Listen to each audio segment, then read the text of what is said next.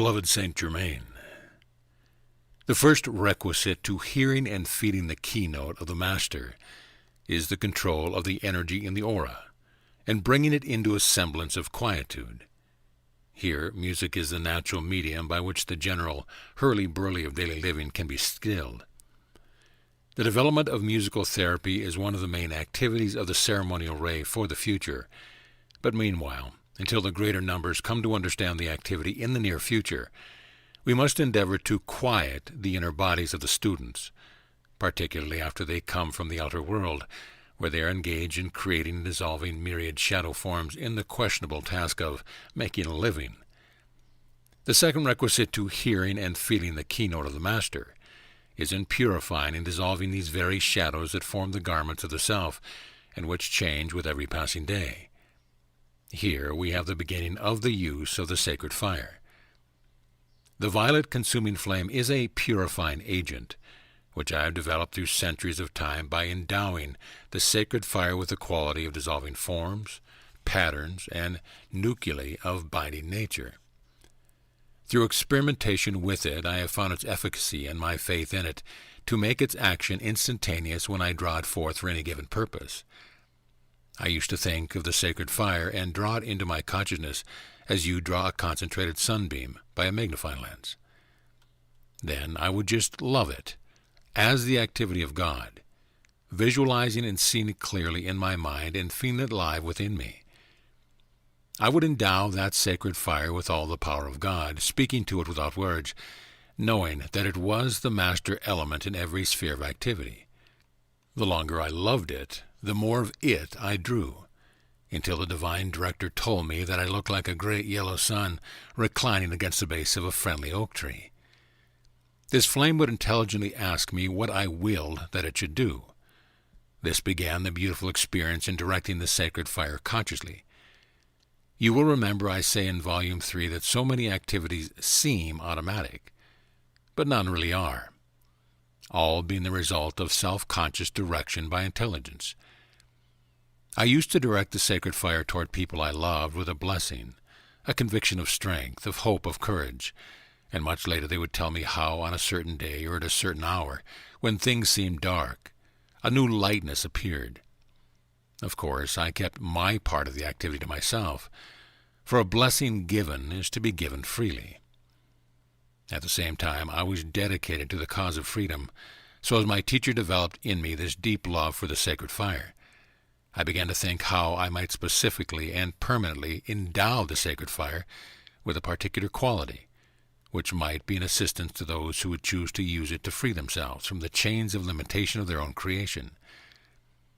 And thus the violet consuming flame was born one morning before the sun had reached the horizon, and only the rosy glow of his coming heralded the day. Adoring the flame, I endowed it with the quality of purification and watched it act, dissolving some of the tramp thought forms that were floating unclaimed through the atmosphere. It caught them first, like a magnet attracts a steel filing, and then began a process of dissolving the form into its native elements. When the nuclear center of the form, created by the mind and feelings of some inhabitant of the globe, was pierced, it was just like an explosion, as an imprisoned light, coated with the substance of impurity, was released from the magnetic center of that nucleus, and rejoicing sped back toward the sun for repolarization. Aha, I said within me, this is a representative gift for life, and I took it to my teacher, who smilingly informed me that although it was not a new use of the sacred fire, it was my privilege to give it to mankind for the first time, outside of the retreats, and that it would be the privilege of the seventh ray to develop it for the masses. The cause of freedom must first be established, that the full effect of freedom must be felt. There are mighty individuals who have served the cause of freedom for centuries in various activities where mankind desired to have the fruits of freedom, and knew instinctively that the fruits came to those who serve the cause.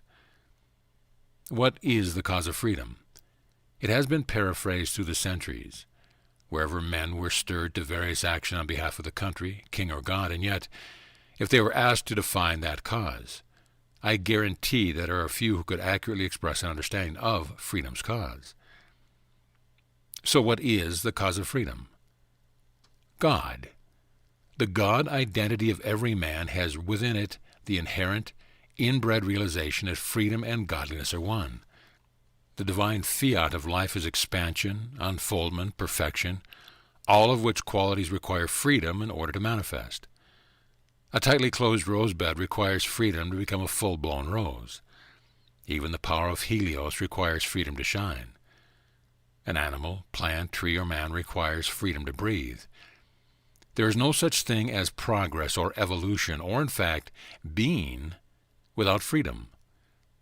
You might say freedom is God stretching his arms to increase. Freedom is God in action. The quiescent God, sleeping through the solar night, does not taste or nor enjoy the fruits of freedom. But when the first stirring takes place in the cosmic dawn of a solar system, or the birth of a bird, freedom stirs. I am the Son of Freedom. It is my great privilege to expand the cause of freedom on the earth plane. It is not a quality which is injected into a life stream, for love of freedom is an inherent within life, as is the love of life itself. Freedom and expansion are one. Freedom and activity are one. Freedom and God are one. And in this day, dedicated to the freedom of the entire planet and this system of worlds, you will see the God power stretching forth and bursting the chains of limitation. Saint Germain.